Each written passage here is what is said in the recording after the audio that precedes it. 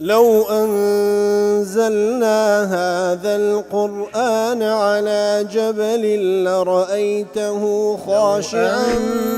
أنزلنا هذا القرآن على جبل لرأيته خاشعا أنزلنا هذا القرآن على جبل لرأيته خاشعا متصدعا من خشية وتلك الأمثال نضربها للناس لعلهم يتفكرون.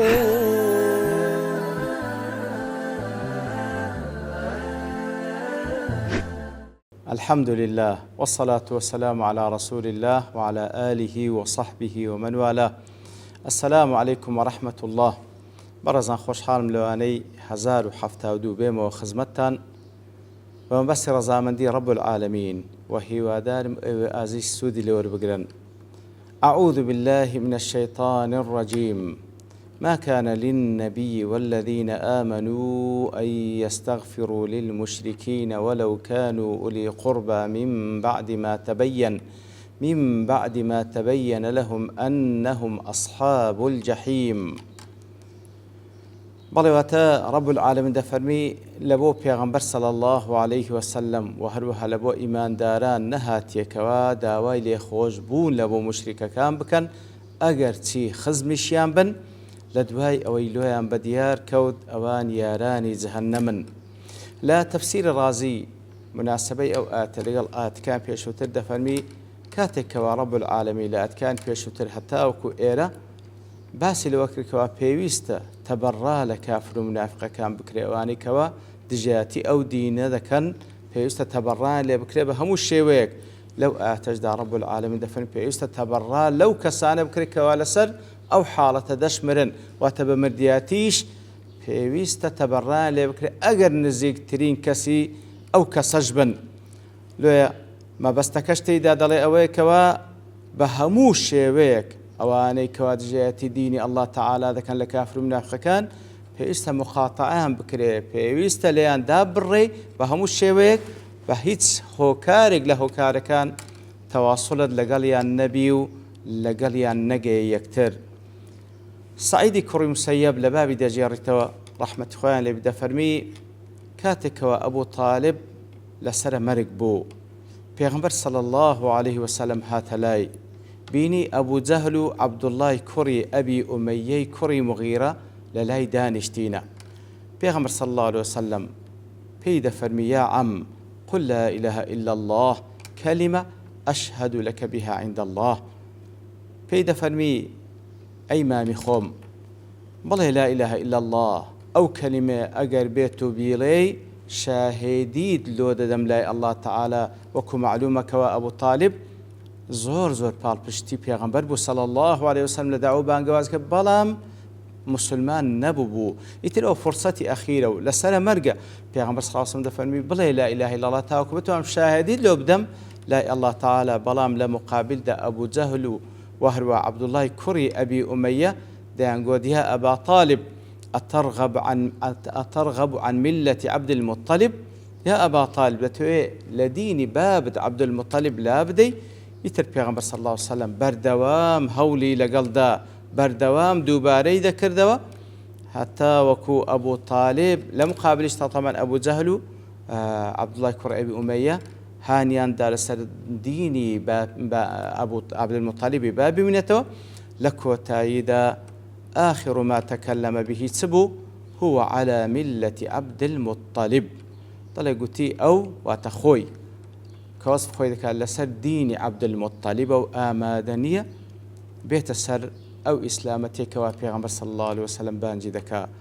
يتر آمادن أبو بلي لا إله إلا الله.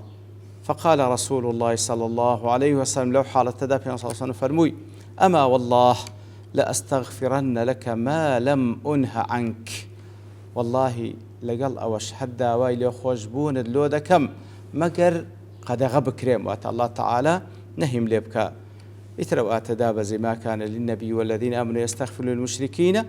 ولو كانوا أولي قربى من بعد ما تبين لهم أنهم أصحاب الجحيم. وأنزل الله تعالى في أبي طالب فقال لرسول الله صلى الله عليه وسلم إنك لا تهدي من أحببت ولكن الله يهدي من يشاء وهو أعلم بالمهتدين لسورة القصص آية 56 كواتا هرچند حريص بيا رسول الله لسر هدايتيان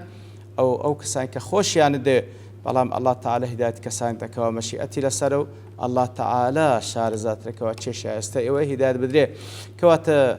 وظيفة بيامبر صلى الله عليه وسلم رينموني كردن ورين شاندانا بلام توفيق كردن لبو هداية دامزران دني لناو دلو دروني أو تنها لدس الله تعالى سبحانه وتعالى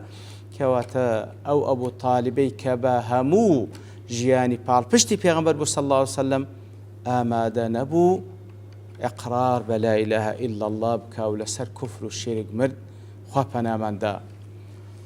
ما كان للنبي والذين آمنوا أن يستغفروا للمشركين أي ما ينبغي للنبي محمد صلى الله عليه وسلم والمؤمنين أن يسألوا الله المغفرة للذين يعبدون معه غيره تلبو بيغمبر صلى الله عليه وسلم ولبو إيمان داران نهاتيا كداوای لێخۆشبوون بکەن لە بۆ کەسانێکی مشرک کە لەگەڵ الله تعالى کەسانێکی دیکە دەپەرستن ولو كانوا أولي قربى أي ولو كانوا من أقاربهم کەواتە ئەگەر چی لە خزم و کەس و نزیکی خۆشیان بن لە بۆیان نەهاتێ داوای لێخۆشبوون بکەن لە الله تعالى لە بۆیان هەروەکو نمونە لەسەر نزیکی لە حەدیثێکدا کەوە ئیمامی مسلم ڕوایەت کردیە أبي هريرة دجارت خالي رازي بدفرمي بيغمبر صلى الله عليه وسلم زار النبي صلى الله عليه وسلم قبر أمه بيغمبر صلى الله عليه وسلم زيارتي قبر دايتشي كرد فبكى وأبكى من حوله سبحان الله قريا بيغمبر صلى الله عليه وسلم وأوانيك لدور بري شيبون أوانج بقرياني بيغمبر قريان صلى الله عليه وسلم إنزا فرموي استأذنت ربي في أن أستغفر لها فلم يؤذن لي داوام لپروردگارم کرد کەوا داوای لێخۆشبوونی لۆ بکەم فلم يؤذن لي بەڵام ئیزنم نەدرا واستأذنته في أن أزور قبرها ئیزنم لێ وەرگرت کەوا بەس بسم زیارەتی قبرەکەی بکەم فأذن لي ئیتر الله تعالى ئیزنی دام فزوروا القبور فإنها تذكر الموت سەردانی قبر بکەن سەردانی قبرستان بکەن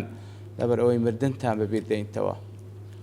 من بعد ما تبين لهم أنهم أصحاب الجحيم كواتن لبو بيغمبر صلى الله عليه وسلم نهاتي ولبو إيمان داران نهاتي كوا داوای لێخۆشبوون بکەن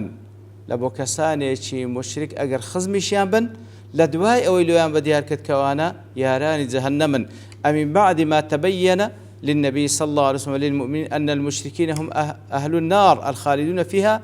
بموتهم على الكفر كواتا كلوان بديار كت أو كس أهل آجرة لدواي أو كسر لسر كفر جياو لسر كفر مرد كواتوا ديارة أو كسا بمردني لسر كفر أو كسك أصحاب الجحيم كسك كوا ياران جهنم كواتك كسك لسر كفر جيا لبوته حتى لسر كفر جيا دعوة بانجواز لقلبك ودعاشي لبك كخواي جورا هداية تبدأ بلام كلسر أو كفر مرد يتلبود نية داواي لي خوشبوني لبكي بهيج شيء وياك لدواء وكوا لسر كفر مرد كواتوا ديارة وبلغي لسروي أنهم أصحاب النار وأنا ياران جهنم الخوابنا من دا لا إكليلي سيوطي ضلي فيه تحريم الدعاء للكفار بالمغفرة أحياء وأمواتا كواتا أو آتا بلغي لسروي كوا ناكري دعاء لبو كافران بكي كخواي يقول ليان خوش ببزندياتي وبمردياتي كواتا كسيك لسر كفر دجيه دەکرێ وەکو گوتمان دوعای بکە خوای گەورە هیدایەتی بدا بەڵام ناکرێ بڵێ خوا لێی خۆش بی کە لەسەر کوفرە نا خوای هیدایەتی بدەی بەڵام کەمەرد بە هیچ شێوەیەک ناکرێت دوعای لۆ بکەی بە هیچ شێوەیەک لەبەرەوەی کە لەسەر کوفر مرد ئەوە بەڵگەی لەسەرەوە ئەصحاب النار خوا پەنامەدا لە تەفسیری مەنار دەڵێ كذلك وصفهم بذلك كذلك وصفهم بذلك كقولهم المغفور له المرحوم فلان کەواتە ناکرێت کەسێک کە ئەسەر کوفر مردیە لدواي مردين بلا المغفور له المرحوم أو كسكوا رحمي فكرة كلي خوش بوا كواتا براستي أقاداري أو الفاظان بين بنص آيات حرامة لتفسير قرطبي دلي هذه الآية تضمنت قطع موالاة الكفار حيهم وميتهم کەواتە ئەواتە چی لە خۆگرتێ پێویستە موالات وەلامان لە بۆ کافران قەطع بی بە هەموو شێوەیەک بە زەندیاتی و بە مردیاتیان فإن الله لم يجعل للمؤمنين أن يستغفروا للمشركين الله تعالى دەفەرمی ناکرێ ئیماندار داوای لێخۆشبوون لە بۆ مشرکەکان بکە فطلب الغفران للمشرك مما لا يجوز کەواتە داواکردن لێخۆشبوون لە کەسێکی مشرک جائز نییە و ڕێگە پێدراو نییە. لا جامع المسائل ابن تيمية تدل على أن استغفار الإنسان لغيره لا ينفعه إلا مع الإيمان وتبلغي لسروي كسك كداواي لخوشبوني لوبكي أو داوا ودعايتو بهش سودي لنابين إلا مگر إيمان دار بي أو كسا والله مگر إيمان دار نبو نسودي لدبين نلبو تجزا إذا دعاي لوبكي لتفسير منار دلي هذا التعبير نفي بمعنى النهي كواتا ليردا فرمي ما كان للنبي أو نفي بلان بمعنى النهي دي كواتا ويسمى نفي الشأن هو بيد قلت نفي الشأن